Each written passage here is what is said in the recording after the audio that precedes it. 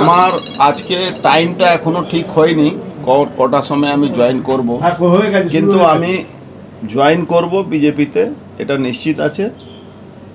নৈহাটিতে সন্দেশখালীর বাদশাহ শেখ শাহজাহানের বিঘের পর বিঘে জমি কেনা আছে। বৃহস্পতিবার জগদ্দলের মজদুর ভবনে সাংবাদিক বৈঠকে এমনই বিস্ফোরক দাবি করলেন ব্যারাকপুরের সাংসদ অর্জুন সিং। এদিন তিনি বলেন, পার্থভৌমিক সন্দেশখালীতে ছুটেছিলেন শেখ শাহজাহান, উত্তম সর্দার ও শিবু হাজরাদের বাঁচাতে। ওদের সম্পত্তির সঙ্গে বিধায়ক যুক্ত কিনা সেটা দেখতে হবে। এদিন সাংসদ সাফ জানিয়ে দিলেন তিনি বিজেপিতেই যোগদান করছেন। যোগদান পর্ব কলকাতা কিংবা দিল্লিতে হবে তা এখনো ঠিক হয়নি। সাংসদের দাবি, তৃণমূলের একজন বড় মাপের নেতাও বিজেপিতে যোগ দেবেন। সাংসদ আরও বলেন, নৈহাটির বড়মা ও গৌরীপুর বজরংবলী মন্দিরে পুজো দিয়েই প্রচার শুরু করবেন। নৈহাটিতে বন্ধ গৌরীপুর জুট মিল, রং কারখানা ও সিসি কারখানায় বিপন্ন শ্রমিকদের বাঁচাতে তিনি বড়মার কাছে প্রার্থনা করবেন। নৈহাটির গঙ্গাপক্ষ থেকে অবৈধ উপায়ে বালি উত্তোলন ও বালি উত্তোলনের জেরে জুবিলি ব্রিজের ক্ষতিগ্রস্ত হওয়া নিয়েও এদিন তিনি মুখ খোলেন।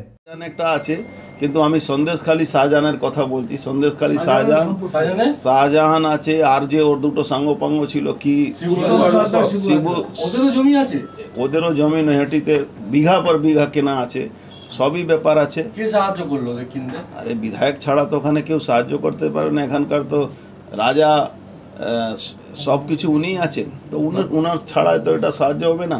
আপনি ভাবুন কি জ্যোতিপ্রিয়া মল্লিকের পরে ওখানে সন্দেশখালীতে শাহজাহানকে বাঁচাবার জন্য, শিবু হাজরাকে বাঁচাবার জন্য কে কাকে পাঠানো হলো, কে গেল? দেখেছেন পার্থভূমিকে গেছেন, ওখানে তো বিধায়ক আছেন, তাহলে বিধায়ক কন্ট্রোল করলেন না কেন? উনাকে কেন পাঠানো হলো? তার মানে সেই পেপার যে লোটপাট হয়েছে ইডি রেডে, তাকে কিভাবে ওখান থেকে নিয়ে আসতে হবে সে ব্যবস্থা করার জন্য উনাকে পাঠানো হয়েছিল। এই সবটাই তদন্ত হবে। হলুদ ফাইল হবে কি লাল ফাইল হবে কি কালো ফাইল হবে? আমি কেন দলকে আর জানাতে যাব? দল তো জানে ভালো করে, তাই তো পাঠিয়েছিলেন। শুনুন, এই দলের কোনো বলার জায়গা নেই, কোনো শোনারও জায়গা নেই। আমার আজকে টাইমটা এখনো ঠিক হয়নি কটার সময় আমি জয়েন করব, কিন্তু আমি জয়েন করব বিজেপিতে, এটা নিশ্চিত আছে। টাইমটা শুধু ফ্যাক্টর আছে, কোন সময় কখন আমি যাব, এটা একটা দেড়টার সময় আমার কাছে খবর আসবে, সূচনা আসবে, তারপরে আমি এটা ফাইনাল করব। অফিসিয়ালি আমি বিজেপিতে জয়েন করছি, এর মধ্যে কোনো আর সন্দেহ নেই। শুধু সময় অপেক্ষা, টাইমটা এ আছে। অফিশিয়ালি আপনি বিজেপিতে জয়েন করছেন, এটা স্বীকার করছি, মানে এখনো টাইমটা, মানে অফিসিয়ালি যাব জয়েন করতে, এই টাইমটা এখনো ফিক্স হয়নি। ওই দেড়টার সময় আমি এটা বলবো আপনাদেরকে। কারোর সঙ্গে কথা বা তাদের দিক থেকে কোনো বার্তা? না, সবার সঙ্গে আমার কথা হয়ে গেছে। আমি তৃণমূল ছেড়ে দিয়েছি, আমি বিজেপিতে যাব, কিন্তু একটা যে ফর্মালিটি যে আছে থাকে সেটা আমি করব। আমি হয়তো যে কোনো মুহূর্তে আমি আপনাদেরকে দেড়টার সময় আমার কাছে সূচনা আসবে, আমি আপনাদের জানিয়ে দেবো। কলকাতাতেও হতে পারে, দিল্লিতেও হতে পারে, এই জায়গাটা এখন ফিক্স হয়নি, সেটা আমি বলে দেবো। তাহলে আপনি বিজেপির প্রার্থী হচ্ছেন ব্যারাকপুরে? সেটা তো দল ঠিক করবে কে প্রার্থী হচ্ছে, কিন্তু আমি বিজেপিতে জয়েন করছি, এটা ফাইনাল।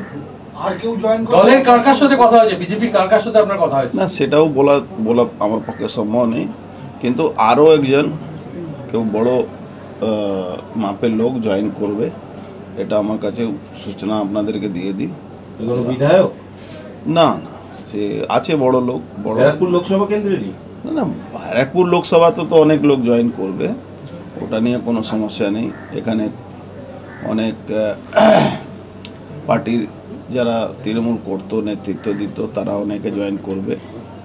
পুরনো অনেকে যারা কর্মীরা আছে তারাও জয়েন করবে। বহু সংখ্যক মানুষ, হাজার হাজার মানুষ জয়েন করবে। যিনি জয়েন করবেন মানে তিনি কোথাকার? পশ্চিমবাংলারই একটা বড় লোক জয়েন করতে পারে। এই মুহূর্তে ঘোষণা হবে। প্রথম কাজ হলো নৈহাটি বড় মা কাছে আশীর্বাদ নেব, ওখানে গৌরীপুরে বজরংবলী মন্দিরে আশীর্বাদ নেব, ওখান থেকে আমার যাত্রা শুরু করব। নৈহাটি কেন বেছে নিলেন? নৈহাটি বেছে নিলাম কেন, নৈহাটি থেকে তৃণমূল কংগ্রেসের যিনি প্রার্থী হয়েছেন, নৈহাটিতে কত মানুষকে কত ক্ষতি করেছেন, সেই ঠাকুরের কাছে, বড় মা কাছে প্রার্থনা করে আসব কি সুদবুদ্ধি হোক, যাতে মানুষের উপরে অত্যাচার, মানুষের ঘরবাড়ি লুট, পুকুর ভরাট থেকে নিয়ে গৌরীপুর জুট মিল শ্রমিকদের সঙ্গে যে অন্যায়, জেনসন নিকোলসন কোম্পানির যে অন্যায়, সে মানুষগুলো যাতে আমরা বাঁচাতে পারি। আবার তাদের জগদ্দল থেকে হিমাদ্রি শেখর ভট্টের রিপোর্ট, চ্যানেল 24/7।